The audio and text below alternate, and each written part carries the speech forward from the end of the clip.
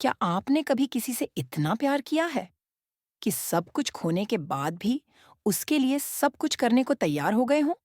आज की कहानी एक ऐसे ही प्यार की है, जहां प्यार और गुस्से की टक्कर होने वाली है।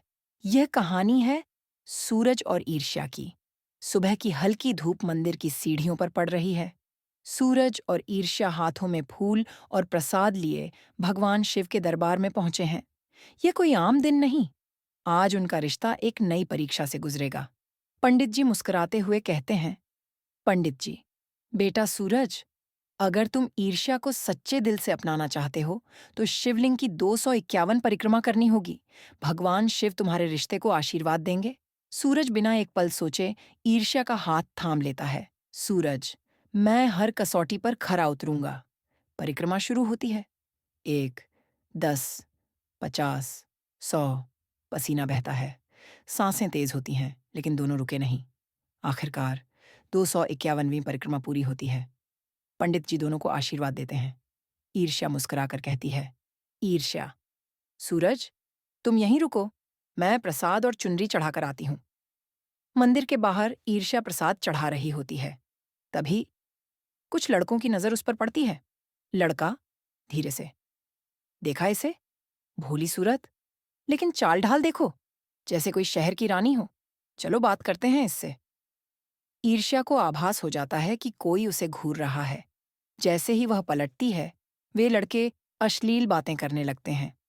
डर से कांपती हुई ईर्ष्या मंदिर की ओर दौड़ती है। सूरज उसे रोते हुए देखता है। सूरज, क्या हुआ ईर्ष्या? रो क्यों रही हो? ईर्ष्या सिसकते हुए, वो लड़के, उन्होंने मेरे साथ बहुत बदतमीजी की। सूरज की आंखों में आग जल उठती है। वह बिना कुछ कहे मंदिर से बाहर निकल जाता है। गलियों में उन्हें ढूंढता है और जैसे ही गुंडे दिखते हैं, उन पर टूट पड़ता है। घूंसे, लातें, मुक्के। सूरज का हर वार उसका गुस्सा बनकर बरसता है। ईर्ष्या दौड़ते हुए आती है। ईर्ष्या, सूरज, रुक जाओ, प्लीज, अब छोड़ दो। लेकिन सूरज की आंखों में सिर्फ बदला है। तभी पुलिस आ जाती है। इंस्पेक्टर, हाथ ऊपर करो, तुम्हें मारपीट के आरोप में गिरफ्तार किया जाता है। सूरज कुछ कहने ही वाला होता है, तभी ईर्ष्या सामने आ जाती है। ईर्ष्या, साहब, सूरज ने कुछ गलत नहीं किया। उन लड़कों ने मेरा अपमान किया। सूरज ने बस मेरी रक्षा की है। इंस्पेक्टर कुछ देर सोचता है, फिर सिपाहियों से कहता है, इंस्पेक्टर, इन गुंडों को अंदर करो और केस दर्ज करो। फिर सूरज की ओर देखकर कहता है, इंस्पेक्टर, आज तुम्हारा गुस्सा सही था, लेकिन अगली बार कानून को मत भूलना। पुलिस के जाने के बाद ईर्ष्या सूरज के सामने खड़ी हो जाती है।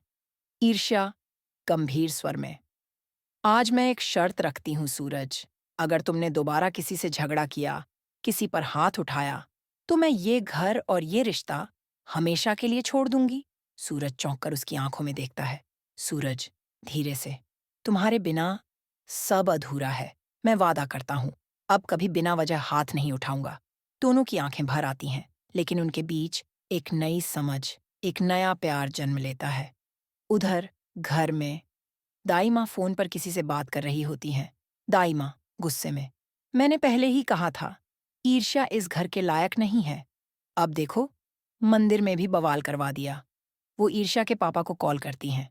दाई माँ, आपकी बेटी यहाँ खुश नहीं है, आप उसे वापस ले जाएं। अब सवाल ये है, क्या सूरज अपने गुस्से पर काबू रख पाएगा? क्या दाई माँ की चालें उनका रिश्ता तोड़ देंगी? या फिर सूरज और ईर्ष्या का प्यार हर साजिश को हरा देगा?